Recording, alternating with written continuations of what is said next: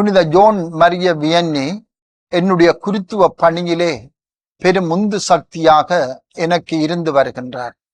அன்றாடம் 2 தடவைகள் அவருடைய பரிந்துரையை நான் கேட்பதுண்டு. பங்கிலே எதை செய்வதென்றாலும் புனித ஜோன் மரிய வியன்னி எப்படியாக இதை செய்திருப்பார் என்று நான் கற்பனை செய்வதுண்டு. ஆயர் என்னை ஒரு பங்குக்கு அனுப்புகின்றார் என்று சொன்னால் அங்கே ஆண்டவர் என்னை அனுப்புவதாகவே நான் எண்ணிக்கொள்வதுண்டு.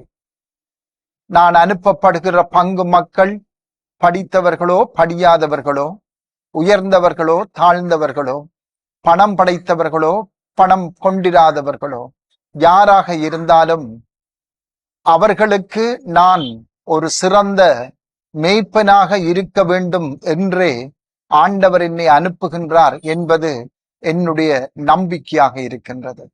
ஆயர் கூட என்னை விரும்பி அனுப்பலாம், விருப்பமில்லாமல் அனுப்பலாம், ஏன் தண்டனையாக கூட என்னை அங்கு அனுப்பலாம். எதுவாக இருந்தாலும் அது ஆண்டவர் எனக்கு தந்த பணித்தளமாகவே நான் ஏற்றுக்கொள்வதுண்டு. அந்த மக்களுக்கு நான் இரக்கத்தின் தந்தையாக இருக்க வேண்டும் என்பது என்னுடைய ஆவல்.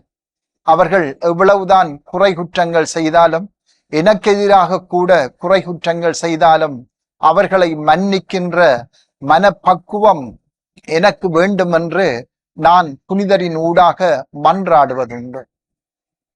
இறைவனை எவ்வளவுத்துக்கு நாங்கள் அன்பு செய்கின்றோமோ அதே அளவுக்குத்தான் மக்களையும் அன்பு செய்ய வேண்டும், செய்ய முடியும் என்பதும் எனது நம்பிக்கையாக இருக்கின்றது.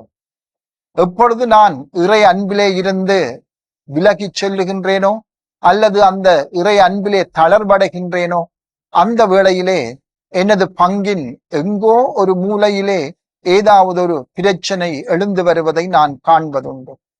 அவ்வாறு பிரச்சனைகள் வருகின்ற பொழுது நான் என்னைத்தான் கேள்வி கேட்பேன், ஏன் இந்த பிரச்சனை வருகின்றதென்று. அப்போது நான் கண்டு கொள்ளுகின்ற ஒரு விடை, ஆண்டவருடைய அன்பிலே இருந்து நான் விலகிச் செல்லுகிறேன் என்பதே ஆகும். அந்த வேளையிலே திரும்பவும் புனித ஜோன் மரிய வியன்னியிடம் அருள்வரத்தை கேட்டு திரும்பவும் இறை அன்பிலே நான் திரும்பி வர அந்த சந்தர்ப்பத்தை பயன்படுத்துவதுண்டு. இவ்வாறு இறைவனை அன்பு செய்வதன் மூலமாக மக்களை அன்பு செய்து அந்த மக்களை இறைவனிடம் கூட்டிக் கொண்டு வர புனித ஜோன் மரிய வியன்னி அருள் புரிய வேண்டும் என்று எப்பொழுதும் எங்களுக்காக மன்றாடுவாராக.